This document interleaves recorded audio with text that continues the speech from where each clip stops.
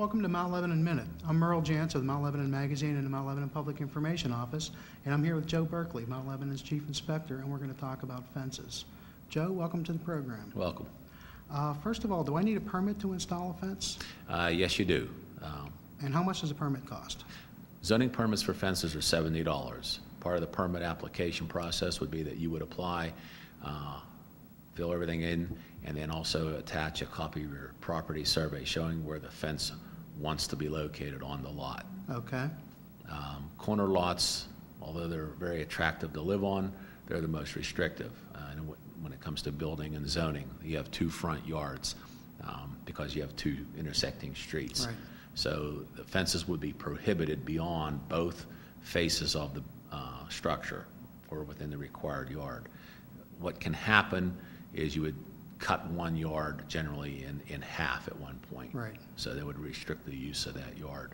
But regular interior lots and things like that, you can go up to the property line, side and rear, as long as you don't come past the front of the house. Okay. Another note is that the good side of the fence must face out to the abutting property. Right. And with that, we have height limitations and things like that also. Okay. Are there kinds of fences that are prohibited? Stockade fences, solid fences, anything that's solid in nature. We had at one time the ordinance that permitted them. They are now prohibited. So when you see them around, and we get a lot of inquiries, well, I want a fence like a certain address on a certain street, we have to decline because those were installed before the ordinance changed. They're grandfathered in. They're permitted to maintain them and replace them and repair them.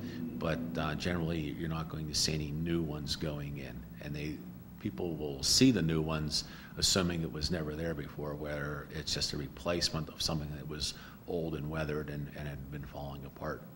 Okay, so just about any other style of fence you can use. Right. We permit shadow box fences, which is in itself a sort of a solid fence, but only to 4 foot in height.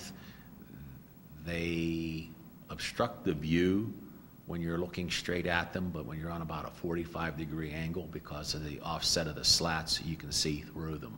Okay. Those are permitted to 4 foot in height. The picket fences and chain link fences, we do permit those to 6 foot in height. Mm-hmm. And again, the good side must face out. The framing members and posts would be on the installer's side. Okay. Are there any kind of building materials that you can't use?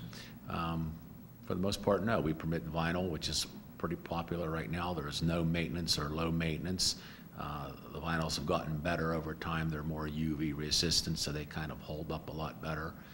We do permit wood, and it's non-specific wood. You can have a pine fence, you can have a redwood fence, you can have a woolmanized treated fence, and then obviously the steel vinyl coated chain link or whatever like that we permit. So the multiple styles, multiple materials, just about everything out there to suit everybody's needs. Okay. And it's always a good idea, I think, before starting any kind of building project to sit down and talk with an inspector first. Is that right? Call or come in. We're available.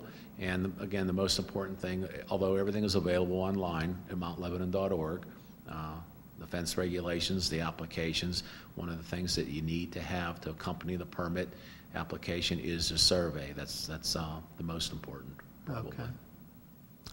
Okay. Well, that's about it for Mount Lebanon Minute. If you have any questions for Joe or for anybody else from the inspection department, you can call 412-343-3408 or check out the website www.mountlebanon.org. Thank you.